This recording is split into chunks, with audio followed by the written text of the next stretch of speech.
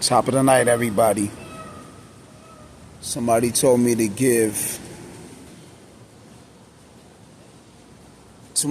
do a blog and give my outlook on Brittany Renner taking her Shahadah. And I say this. We can't deny nobody taking a Shahadah. But as of lately, I feel like Islam became a fad. I've been Muslim for a long time. I even went through a few different Islamic school of thoughts, or sects, as people say, the Ansar Allah community, the Ahl Sunnah wal Jamaat community, which is Sunniism, quote unquote, and then the Salafi Minhaj, which is the Salafi movement. That's the school of thought I'm currently still practicing and studying from 2003 to now, but I've been Muslim for over 20 years, since I was like 14. A lot of people take their Shahadah, gang members, dope fiends, prostitutes, crackheads, and I say this: you can't dictate or judge what anybody do. You got to just focus on yourself, and you got to worry about making sure you're okay and you are right. The thing with Brittany Renner is, with me, Islam is like a fad these days. You know, the whole old block turned Muslim. Derek Haney's turned Muslim. The boxer nigga, he didn't fast during Ramadan because he said he was practicing for his fight. Kevin Gates was Muslim for a minute. He made a Hajj like 5 times. And then now he's like some Indian nigga, some Indian, under the Indian spirituality theory or whatever, where he got feathers and all that in his head. You know, Kevin Gates was married to his second cousin, Rika Gates, and they got kids together. She was Muslim too, and then once they broke up, she ain't Muslim no more. Kevin Gates ain't Muslim. Currently, Andrew Tate is Muslim. A lot of people is Muslim, man. I don't be getting into that shit because me doing my 13 years up north, I ran into so many infiltrators, niggas that was Crippin' Muslim, blooded Muslim. You know, you only can judge a person by their actions. You don't never know what's in a person's heart. But I don't even bust my brains and try to strain my brain to get into that. You know, if you Muslim, I'll salam you and stuff. That don't mean I gotta trust you. That don't mean I gotta embrace you or fuck with you. Because during the times of the Prophet Muhammad sallallahu alaihi wasallam, there was a lot of infiltrators, hypocrites. Prophet Muhammad's cousin Ali, which was the last Khalifa, he got murdered inside the masjid while he was making salat, while he was prostrating. He got stabbed, and you know he got. Some people say beheaded, some people say he got stabbed, but he died. That's the point.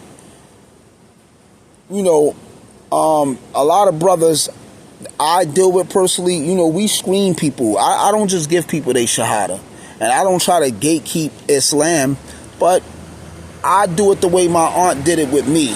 Before I took my Shahadah, I read books. My aunt gave me books. I knew my Fatiha before. I knew my opening, my first surah, the Fatiha. I knew it before I even took my Shahadah. I was making salat before I even turned Muslim, before I even reverted back to Islam. I was making salat already. I had the prayer package. I was practicing my salat, my Fatiha. So I knew what I was getting into before I even took my Shahadah. People take their Shahadah and then learn Islam later. I recommend that you learn Islam first and then take your Shahadah.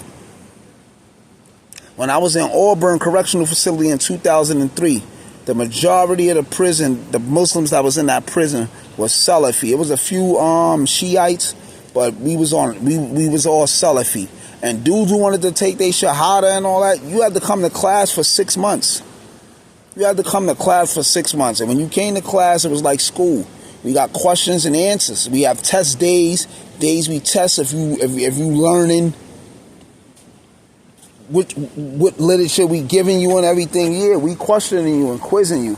So long story short, you know, and once we see, you know, you was passing them Islamic tests we was given, then we would give you a Shahadah because you showing initiative, like you really want to learn this and you really want to apply this, make this applicable, through your actions and all that. And, being Muslim, you got to eat, sleep, shit, breathe that. I ain't the best Muslim, but I don't smoke, I don't drink, I don't eat meat. I don't commit crimes. I'm pretty strict. I'm pretty stern. I'm militant. And I alleviate a lot of. I don't fuck with a lot of sinful shit, right? I'm a little radical though. I'm radical. I'm rough on the edges, right? But, I wish that lady the best. Throughout the history of Islam, a lot of prostitutes, some of the worstest murderers, thieves, criminals turned Muslim. Once you take your Shahadah, your sins is forgiven. Right? You start back from scratch under quote-unquote Islamic protocol, right?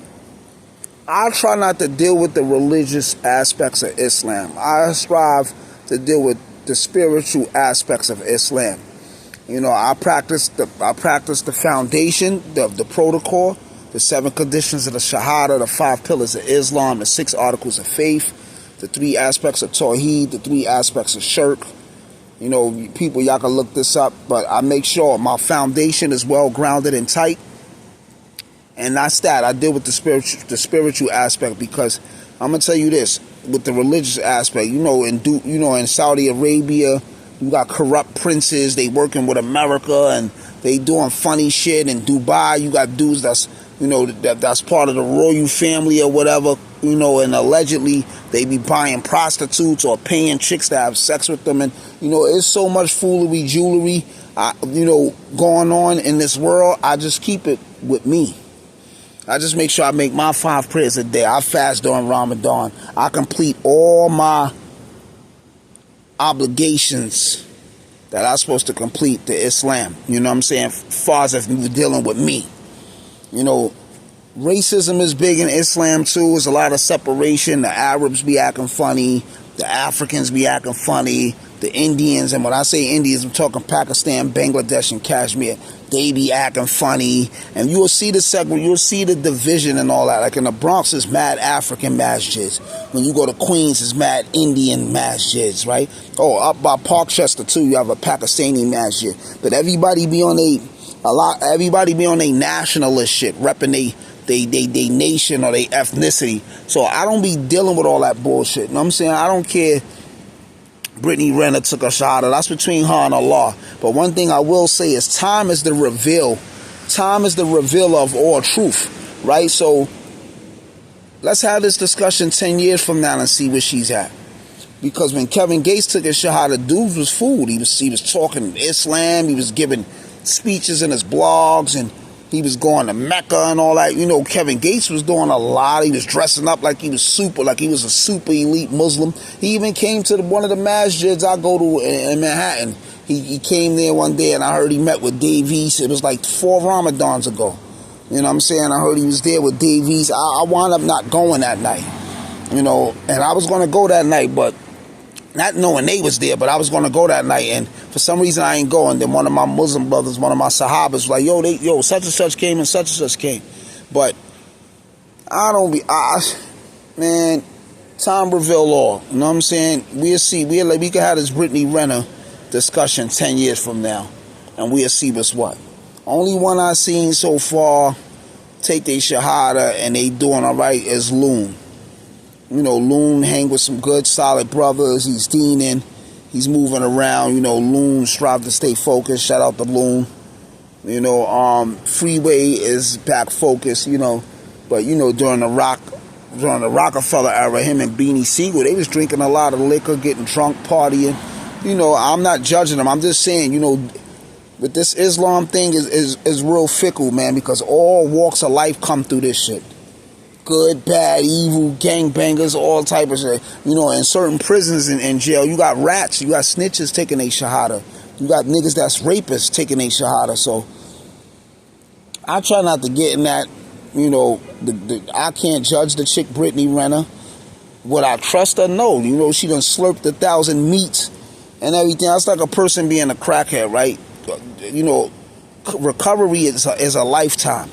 So once a person was a crackhead and they're in recovery, like, it'll never end. They got to constantly work on their recovery because at any time they could relapse. And that's the same thing with a prostitute.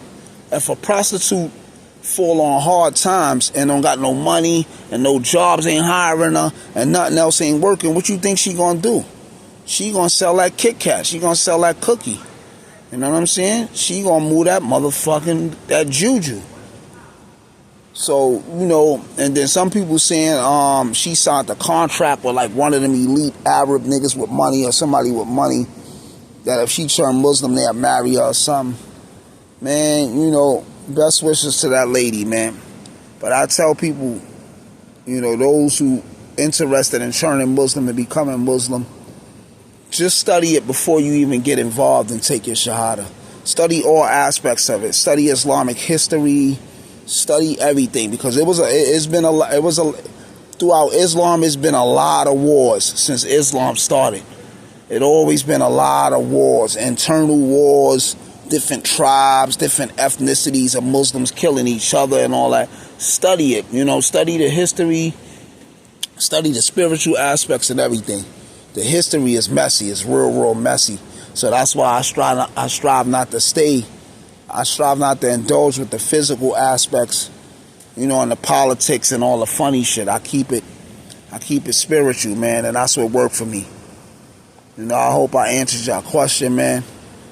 You know, the gods don't mingle with the mortals, kings don't eat with the peasants. The only time wise men hang around fools is when they educating them or enslaving them. Stay up like a cup, holler back on my collar crack, we get up like sit-ups, iron them, oxygen. Uno.